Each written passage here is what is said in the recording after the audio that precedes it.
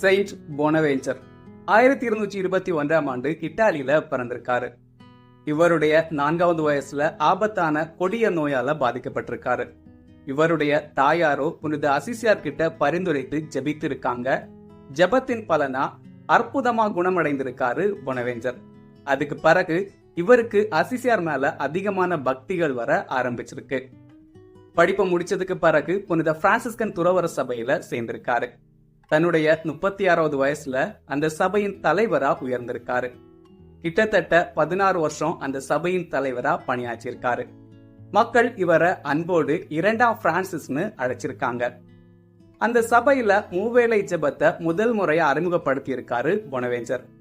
இப்போ கத்தோலிக்க கிறிஸ்தவர்களின் அன்றாட வாழ்க்கையின் முக்கிய பங்கா இருக்கு இந்த மூவேளை ஜெபம். மக்களின் வேண்டுகோளின்படி அல்பானா நகருடைய ஆயராவும் கர்தினலாவும் உயர்த்தப்பட்டிருக்காரு பொனவேஞ்சர். ஒரு நாள் பொனவேஞ்சர் சமையல் அறையில பாத்திரம் கழுவிட்டு இருக்கிறப்போ திருத்தந்தை 10ஆம் கிரகோரி அவர்கள் இவரை கர்தினலா நியமித்ததை சொல்லியிருக்காங்க. கூடவே கர்தினாலுடைய தொப்பியையும் கொண்டு போயிருக்காங்க. பொனவேஞ்சரோ, நான் என்னுடைய வேலையை முடித்து விட்டு வருகிறேன், அதுவரைக்கும் அந்த தொப்பியை அருகிலுள்ள மரக்கிளையில் தொங்க விடுங்கள்னு சொல்லியிருக்காரு.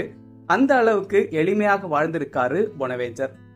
2ஆம் லியோன் திருச்சங்கத்துல பங்கெடுத்து மேற்கத்திய மற்றும் கிழக்கு திருச்சபைகளை இணைக்கிறதுல முக்கிய பங்காற்றியிருக்காரு பொனவேஞ்சர்.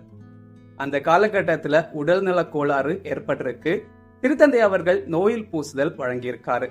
தன்னுடைய இறுதி நாட்களை ஜெபத்திலும் தியானத்திலும் செலவழிச்சிருக்காரு பொனவேஞ்சர். இறுதியா 1274ஆம் ஆண்டு இறந்து போயிருக்காரு. 1588ல இவருக்கு திருச்சபையின் மறைவல்லுநர் பட்டம் கொடுக்கப்பட்டது. திருத்தூதரின் மறைவல்லுநர்னும் பொனவேஞ்சர் அழைக்கப்படுறாரு.